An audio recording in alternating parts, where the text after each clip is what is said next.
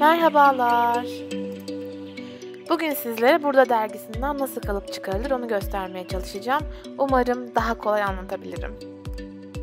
Öncelikle dergimizde modeli seçip modelin açıklama kısmına bir geliyoruz.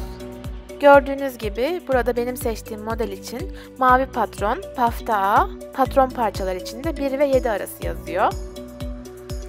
Kalıplarımın kumaşa nasıl yerleştirileceğini de gösteriyor gördüğünüz gibi. Hadi başlayalım.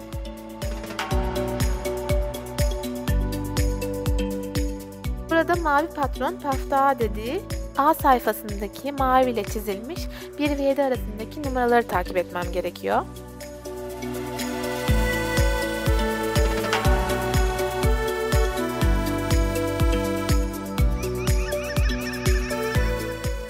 ...38 bedeni çizeceğim için kesik çizgileri takip etmem gerekiyormuş.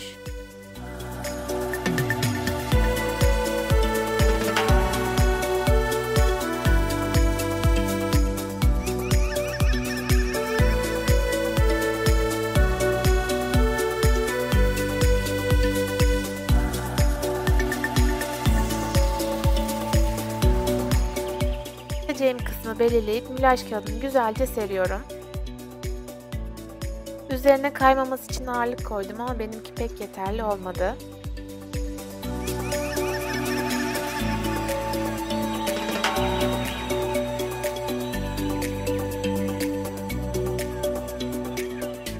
Kalıbı çizdikten sonra unuttuğum işaret var mı diye bakıp kalıbın açıklamasının üstüne ekliyorum.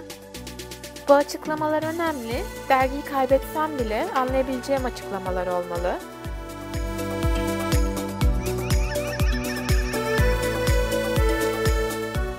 Kalıbın çizgilerini belirginleştirip geoder yardımıyla 1,5 santim dikiş payı ekliyorum.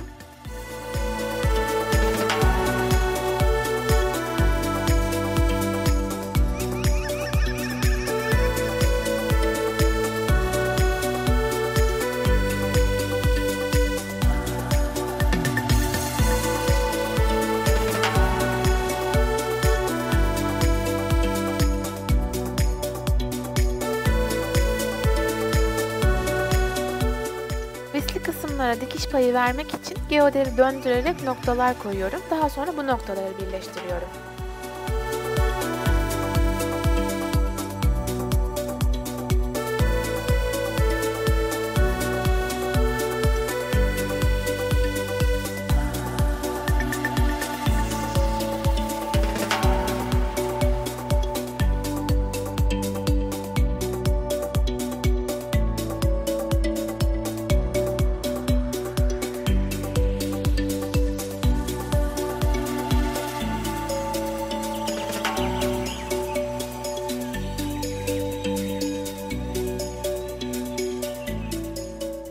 Diğer parçaları da hızlıca çizip kesiyorum.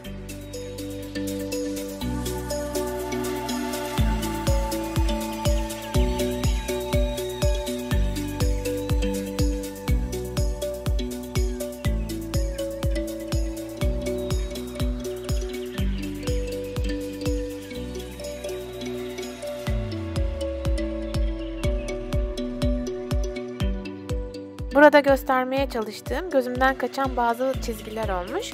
Onları da fark ettiğim gibi kalıba ekledim.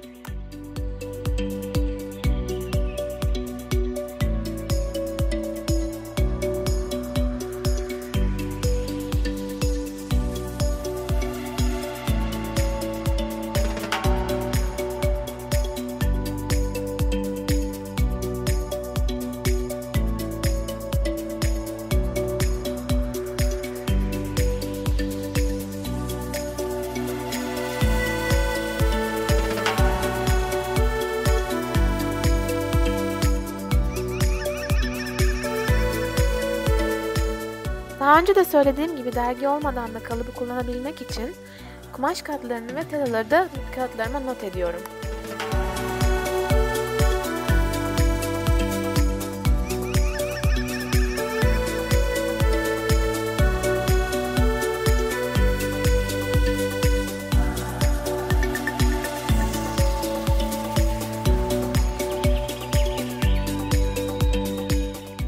Hepsi bitti. Umarım güzelce anlatabilmişimdir.